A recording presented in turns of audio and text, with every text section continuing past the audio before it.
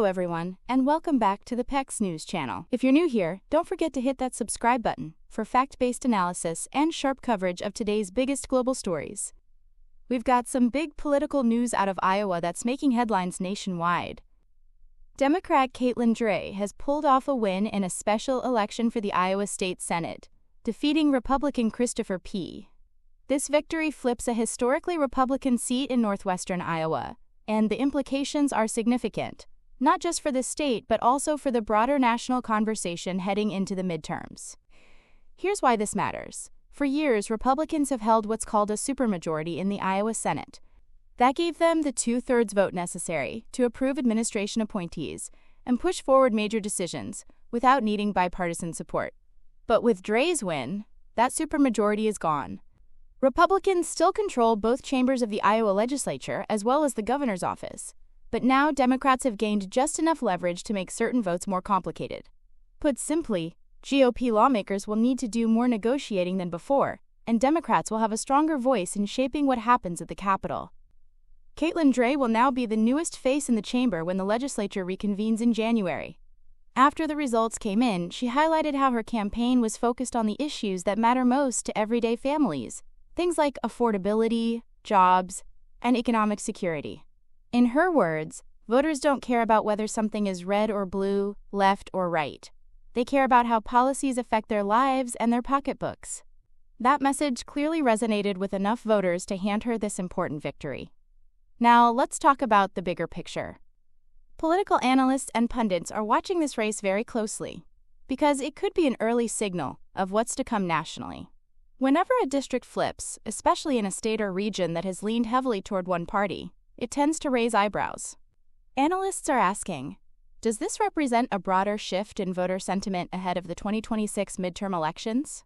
Could it be a sign that Democrats are gaining momentum, or was this just a one-off case fueled by unique local dynamics? However, experts also caution against overinterpreting the results. Turnout in this special election was relatively low. According to Iowa's Secretary of State, just over 500 ballots were cast, which amounts to about 24% of registered voters in the district. That's not an unusual turnout for a special election, but it does mean the outcome reflects the voices of only a quarter of eligible voters. That makes it tricky to draw sweeping conclusions about the state or the country as a whole. On the Republican side, Iowa GOP Chair Jeff Kaufman quickly responded to the loss, downplaying its significance. In a statement, he argued that Democrats were so eager for a win that they poured in national resources, activated tens of thousands of volunteers, and flooded the district with money just to squeak out a win by a few hundred votes. His message was essentially, this doesn't represent a major shift, it just represents a heavily targeted campaign effort by Democrats.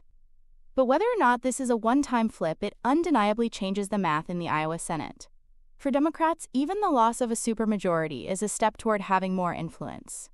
For Republicans, it's a reminder that no seat is completely safe, and that turnout and campaign strategy matter, even in areas they've considered strongholds.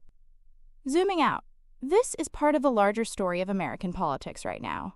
Both parties are looking for signs of momentum, and every race, no matter how small, gets scrutinized for what it might mean in the bigger national picture.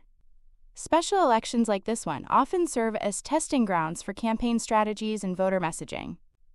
If Democrats see success here, they may replicate parts of this playbook in other swing districts. If Republicans see vulnerabilities, they'll adjust their strategies to shore up support. At the end of the day, this election is a reminder of just how much impact a single race can have.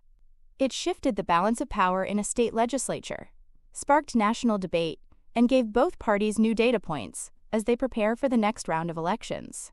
And with turnout being relatively low, it also underscores the power of each individual vote.